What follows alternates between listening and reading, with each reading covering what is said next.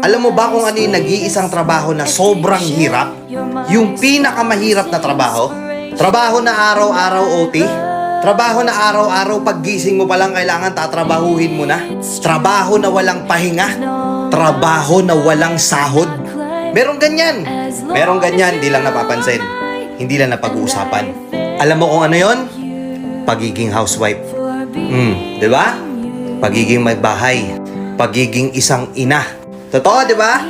Nananawagan ako sa lahat ng nanay dito, lahat ng may bahay dito, lahat ng may anak dito. Panoorin niyo tong video na to kung tama lahat ng sasabihin ko. Napakahirap pala talaga maging isang housewife, ano? Paggising mo sa umaga, mag-aasikaso ka. Naglilinis ka ng bahay habang nag-aalaga ka ng bata. Naubos na yung oras mo, araw-araw matutulog kang puyat, gigising kang pagod. Tapos bukas ganun ulit. Aasikasuhin mo yung bahay, aasikasuhin mo yung bata. Magluluto ka, maglalaba ka, maglilinis ka, mamamalansya ka. Maghuhugas ka ng pinagkainan. Ikaw gagalaw sa buong bahay. Tapos ano kapalit? Pag-uusapan ka ng ibang tao. Palamunin ka lang daw.